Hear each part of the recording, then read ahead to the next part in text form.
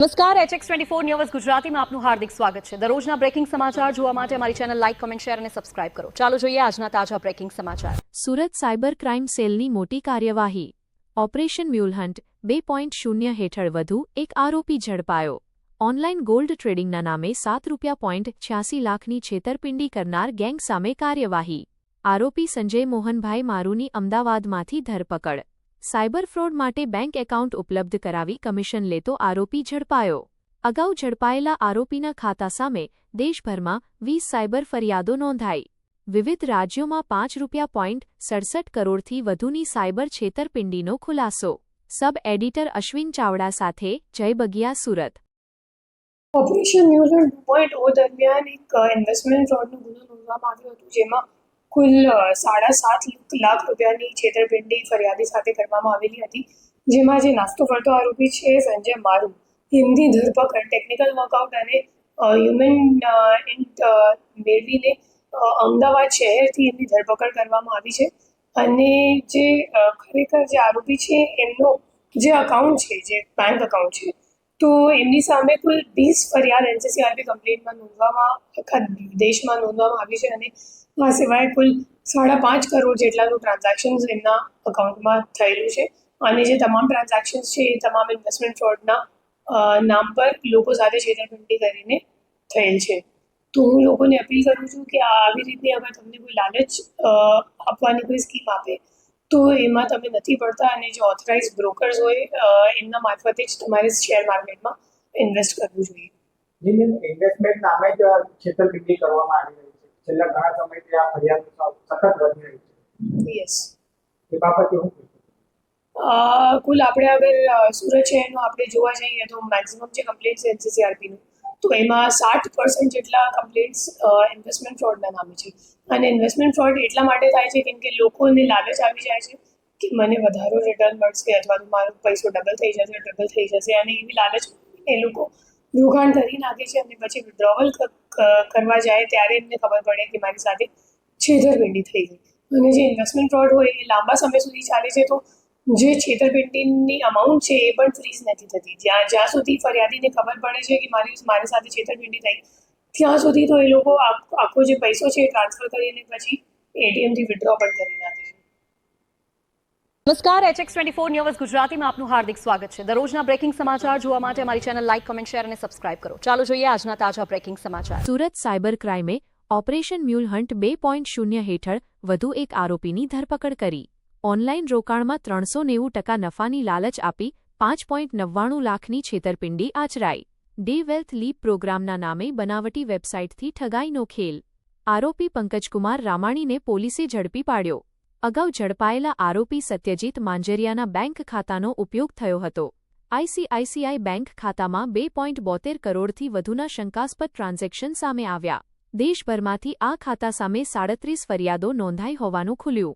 Share માર્કેટમાં ઊંચા નફાની લાલચ આપી લોકો સાથે છેતરપિંડી કરવામાં આવતી હતી।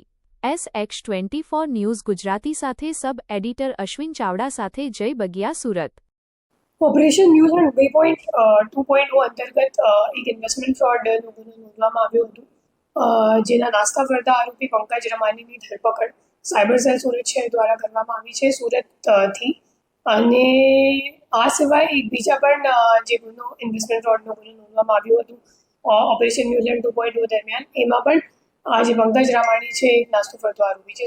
તો એમ કરીને બે ગુનામાં એમની ભૂમિકા છે। એમની ભૂમિકા એમ વચેટિયા જેવી છે કે જે અકાઉન્ટ હોલ્ડર છે એમની પાસેથી કમિશન પેટે અકાઉન્ટ લેતો હતો, અને પછી ઉપરા જે ફ્રોડ કરનાર જે ગેંગ છે એમને આપવામાં આવતો હતો।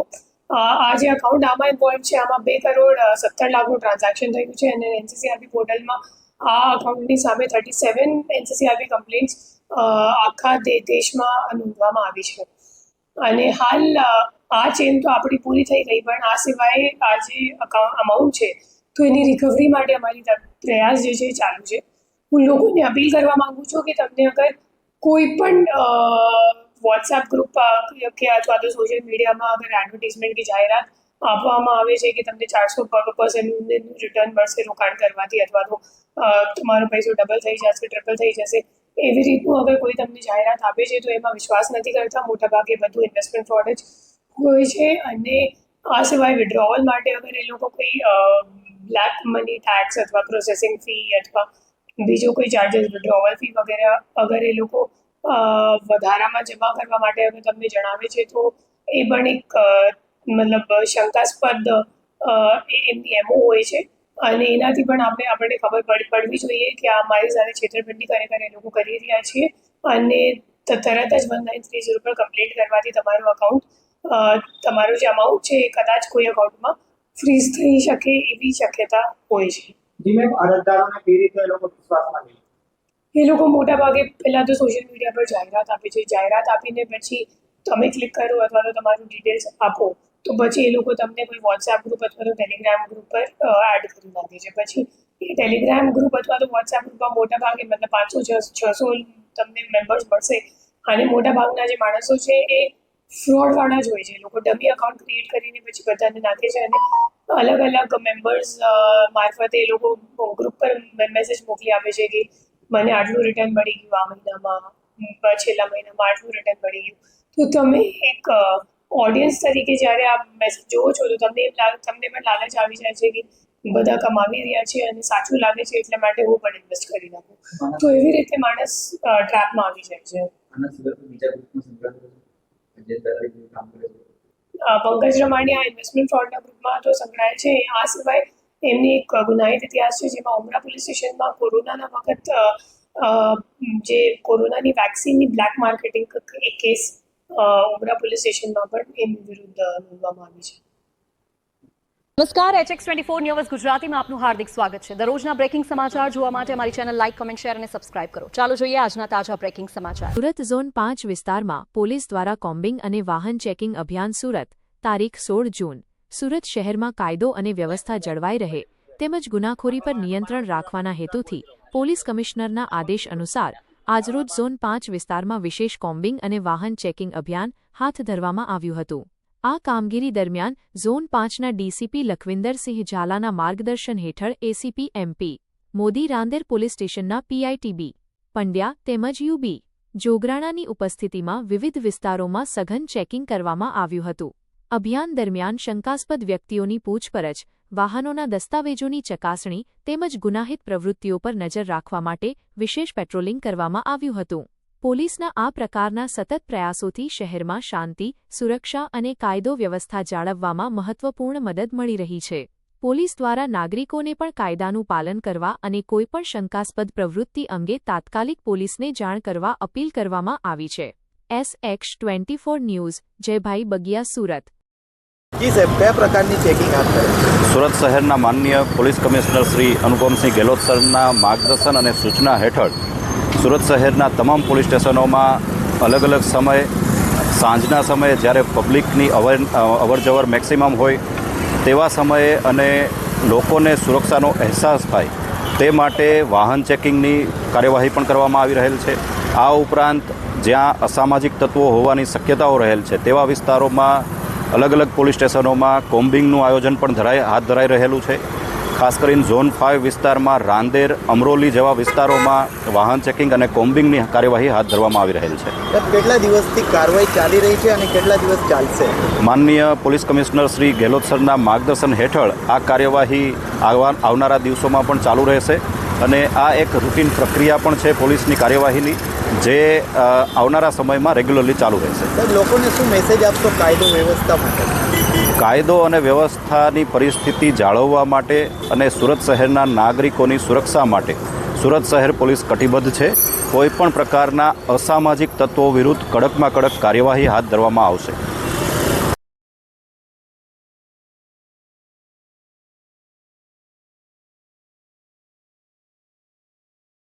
PP સવાણી પરિવાર આયોજિત ત્રિવિધ સન્માન સમારોહ ભવ્ય રીતે યોજાયો. PP સવાણી પરિવાર દ્વારા સુરત મહાનગરપાલિકાના નવનિયુક્ત કોર્પોરેટરો, ધી વરાછા કો-ઓપરેટિવ બેંક લીના નવા ચૂંટાયેલા ડિરેક્ટરો તેમજ PP સવાણી પરિવાર દ્વારા પ્રતિભાશાળી અને હોશિયાર વિદ્યાર્થીઓનું સન્માન. PP સવાણી ચૈતન્ય વિદ્યા સંકુલ, અબ્રામા ખાતે ત્રિવિધ સન્માન સમારોહનું ભવ્ય આયોજન કરવામાં આવ્યું હતું. સમારોહના અધ્યક્ષ શ્રી પ્રફુલભાઈ પાનસુરિયા, આરોગ્ય મંત્રી શ્રી, ગુજરાત રાજ્ય, શ્રીમતી અંજુબેન વેકરિયા, પ્રદેશ અધ્યક્ષ, મહિલા મોરચો, ગુજરાત, શ્રીમતી માયાબેન માવાણી, મેયર શ્રી સુરત, શ્રી પ્રવીણભાઈ ઘોઘારી, ધારાસભ્ય શ્રી કરંજ, પૂર્વ મેયર શ્રી દક્ષેશભાઈ માવાણી, શ્રી કરશનભાઈ ગોંડલિયા, મહામંત્રી ભાજપ સુરત, બિપિનભાઈ તળાવિયા, અધ્યક્ષ શ્રી યુવા મોરચો ભાજપ સુરત તેમજ અન્ય મહાનુભાવોની ઉપસ્થિતિ રહી દીપ પ્રાગટ્ય સાથે કાર્યક્રમનો શુભારંભ થયો હતો. મહેશભાઈ સવાણી, સર્વત્ર સમાજના વિકાસ માટે નવનિયુક્ત કોર્પોરેટરો, ધી વરાછા કો-ઓપરેટિવ બેંક લીના નવા ચૂંટાયેલા ડિરેક્ટરો અને પ્રતિભાશાળી વિદ્યાર્થીઓને પ્રોત્સાહન આપવાના હેતુથી આ ત્રિવિધ સન્માન સમારોહનું આયોજન કરવામાં આવ્યું હતું. પ્રતિભાશાળી વિદ્યાર્થીઓનું સન્માન પીપી સવાણી પરિવાર દ્વારા પ્રતિભાશાળી અને હોશિયાર વિદ્યાર્થીઓનું સન્માન વિદ્યાર્થીઓને શાલ, મોમેન્ટો અને પુસ્તક અર્પણ કરી તેમની સિદ્ધિનું સન્માન કરવામાં આવ્યું હતું. આ પ્રસંગે વિદ્યાર્થીઓને વધુ પ્રગતિ માટે પ્રોત્સાહિત કરવામાં આવ્યા હતા. પ્રફુલભાઈ પાનસેરિયાનું આરોગ્ય મંત્રી શ્રી ગુજરાત સંબોધન સત્તા મળે ત્યારે પણ નમ્રતા જાળવવી અને ચૂંટણી જીત્યા પછી પણ પગ જમીન પર રાખવા જેવી શીખ શ્રી નરેન્દ્રભાઈ મોદીએ આપી છે. સુરત શહેરને ખૂબ સારા નગરસેવકો મળ્યા છે. નગરસેવકો શહેરના વિકાસ માટે સતત કાર્યરત રહે છે અને ઘણી વખત તેઓ પોતાના પરિવારને પણ પૂરતો સમય આપી શકતા નથી. કડવા ધૂંટડા ગાળવાની તૈયારી રાખવી. પહેલાના સમયમાં બેંકમાં ખાતું ખોલાવવું અઘરું હતું. ઘણી બધી પ્રોસેસ પછી પણ મુશ્કેલીઓ વેઠીને બેંક ખાતા ખોલાવવા પડતા હતા, જ્યારે વરાછા બેંકમાં આ કામ સરળતાથી થાય છે. તેજસ્વી તારલાઓને એવા આશીર્વાદ આપીએ કે તેઓ શ્રેષ્ઠ બનીને ફરી આ મુકામ ઉપર ફરી કોઈ પદવી હાંસલ કરીને ફરીથી સન્માનિત થાય. સમગ્ર કાર્યક્રમમાં મોટી સંખ્યામાં મહાનુભાવો, કોર્પોરેટરો, વિદ્યાર્થીઓ, વાલીઓ અને શહેરના આગેવાનો ઉપસ્થિત રહ્યા હતા. કાર્યક્રમ સફળતાપૂર્વક સંપન્ન થયો હતો. કાર્યક્રમના અંતે વલ્લભભાઈ ચોથાણી એ આભારવિધિ કરી હતી. SH24 ન્યૂઝ ગુજરાતી સાથે જય બગિયા સુરત.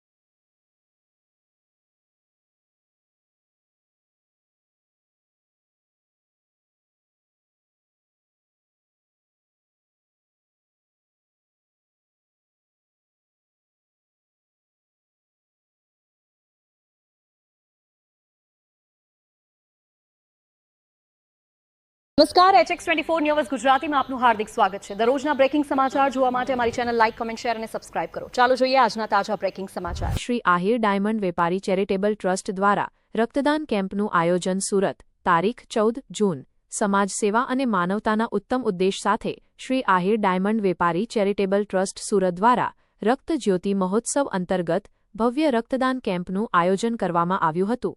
આ કેમ્પમાં મોટી સંખ્યામાં યુવાનો, સમાજના આગેવાનો તેમજ રક્તદાતાઓએ ઉત્સાહપૂર્વક ભાગ લઈ સ્વૈચ્છિક રક્તદાન કર્યું હતું.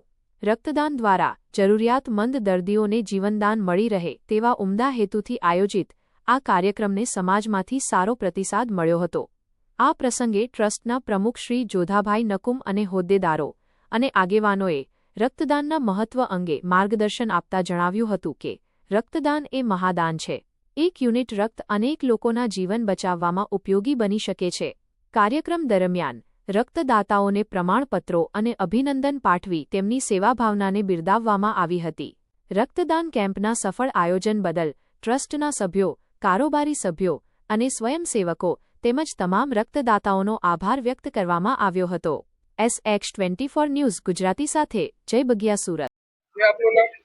મારું નામ અશ્વિનભાઈ અડિયા. આજનો કાર્યક્રમ કરવામાં આવી રહ્યો છે. હું એક આહિર ડાયમંડ ચેરિટેબલ ટ્રસ્ટ ની અંદર ઉપપ્રમુખ તરીકે ફરજ બજાવું છું અને આજના કાર્યક્રમની અંદર તો આ એક અમારો ભવ્યથી અતિ ભવ્ય રજત જયંતિ મહોત્સવનો કાર્યક્રમ છે.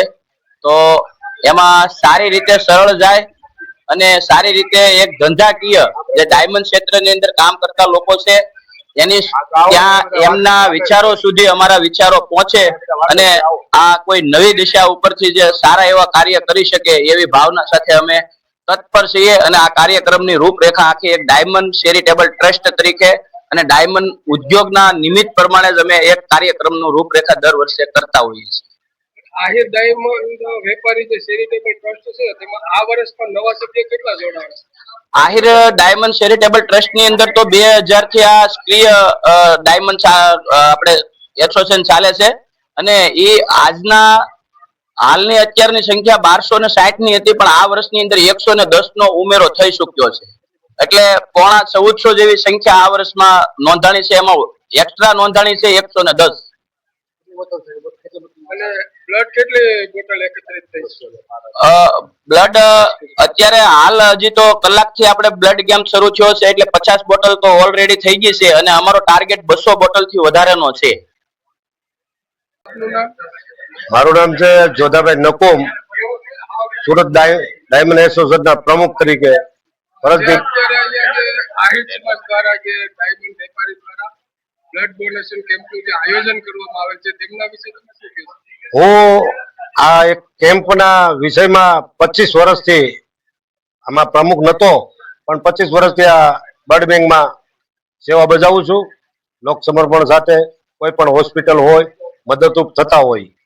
અને બીજો હેતુ અમારો એવો છે કે આ સંસ્થા દ્વારા બધાને જ અમે પહોંચી વળીએ અને આટલી બધી મજબૂત અમારી સંસ્થા છે કે 5000 માણસ સુધી એમાંથી જેટલું યોગ્ય દાન મળે બધા સમાજને, એમાં અમારા પ્રયત્ન વધારે રહેતા હોય. અને તમે લોકોને શું સંદેશો આપો?